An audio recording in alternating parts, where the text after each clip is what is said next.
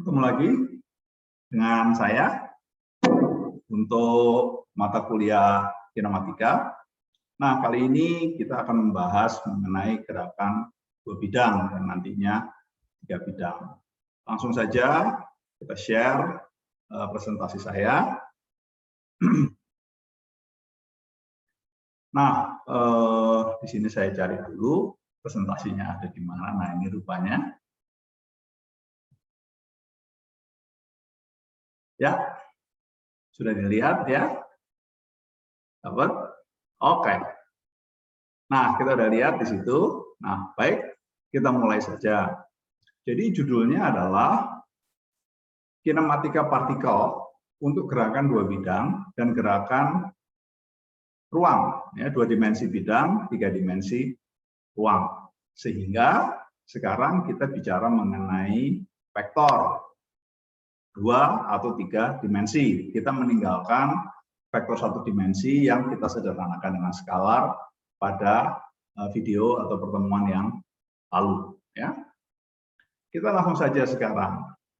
Jadi yang pertama adalah bagaimana kita merepresentasikan posisi, lalu bagaimana kita mencatat perubahan dari posisi ini. Nah, di sini diperlihatkan sebuah lintasan partikel, ini path of particle, ya. Lalu kemudian ada arahnya, panah ini, ya. Lalu kemudian yang ketiga adalah acuan, ya, atau sistem koordinat yang akan menjadi frame of reference pada saat kita merepresentasikan vektor posisi partikel selama dia bergerak pada lintasan. Nah, kita di sini melihat pertama adalah posisi awal, ya, posisi awal vektor R, lalu kemudian berubah sebesar delta R. Hasilnya adalah tentunya sederhana R plus delta R, ya. Nah, sekarang kita akan mengkonsentrasikan perhatian kita ke ini yang di sini. Di sini ada vektor delta R yang menyatakan perubahan posisi dari awal A ke akhir aksen. Nah, vektor perpindahan ini ditemani juga dengan lengkungan delta S. Ya.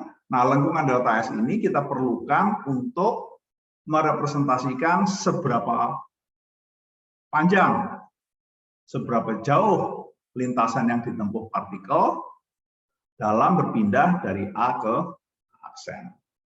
Lalu kemudian yang terakhir adalah perpindahan dari A ke aksen ditempuh dalam waktu delta T. Jadi ada 3 buah perubahan di sini, ya.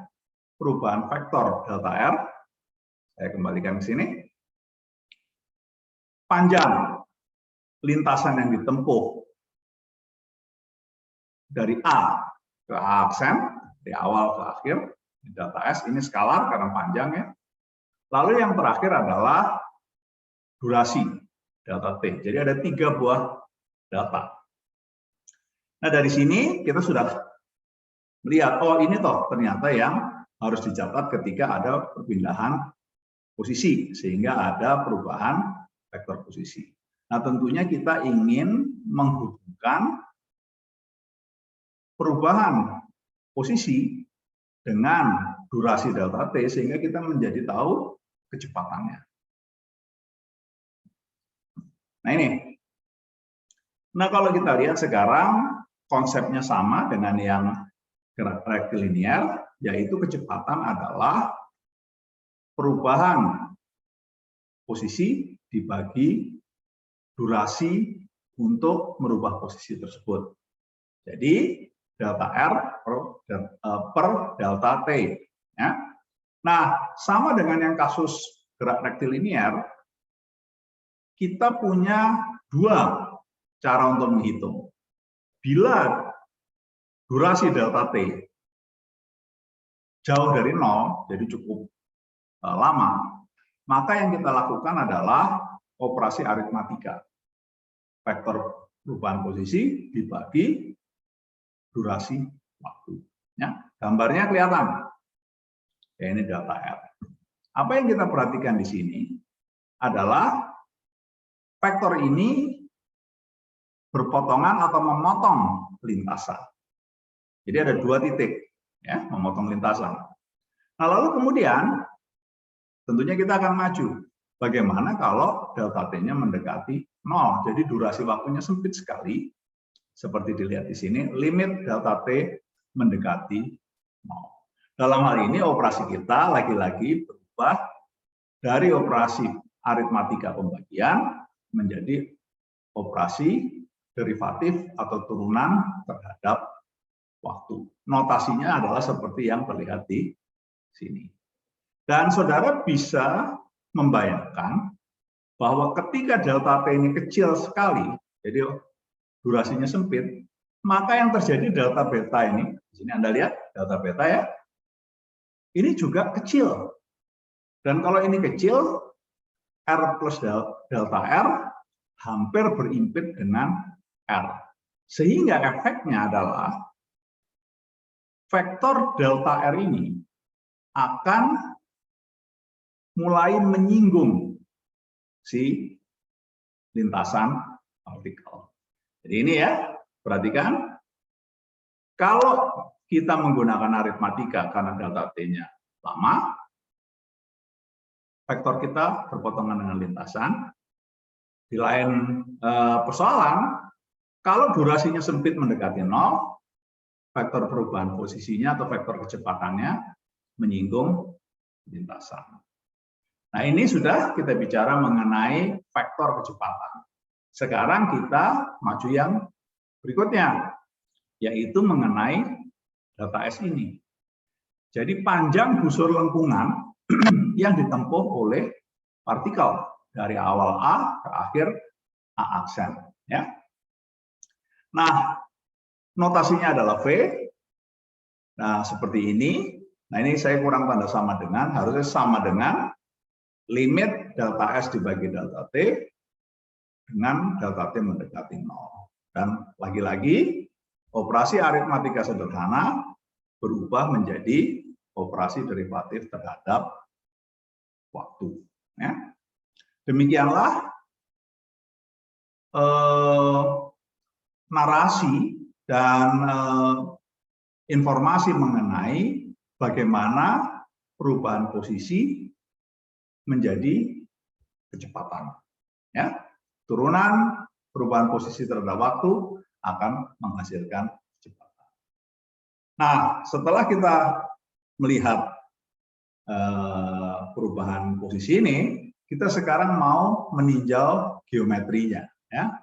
Kenapa? Karena kalau Anda lihat di sini, ini Anda lihat ya, ini sebetulnya segitiga yang dibentuk oleh 3 buah vektor. Sehingga kita ingin tahu berapa panjangnya, berapa sudut di dalam segitiga, dan yang lain sebagainya.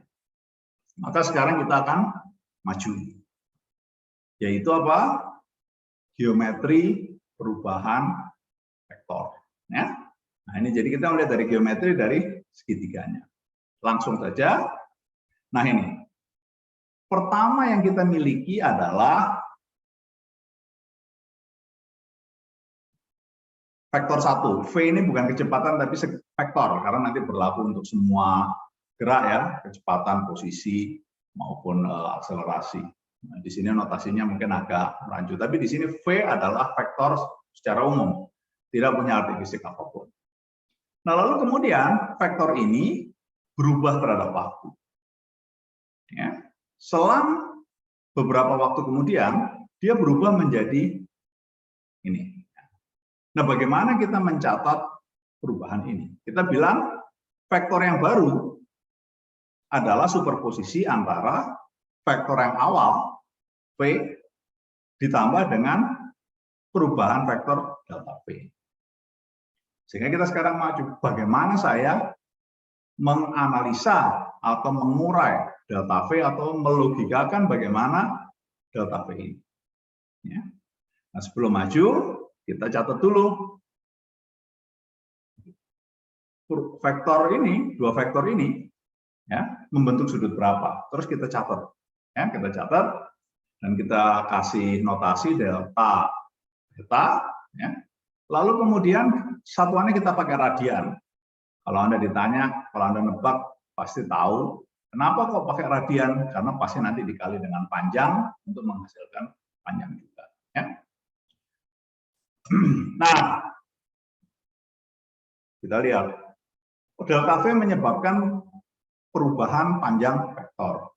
Ya sudah, kalau gitu kita ilustrasikan, kita catat. Mana perubahan panjangnya?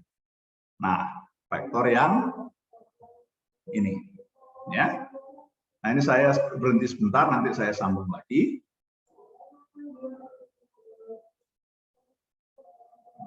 Ini kita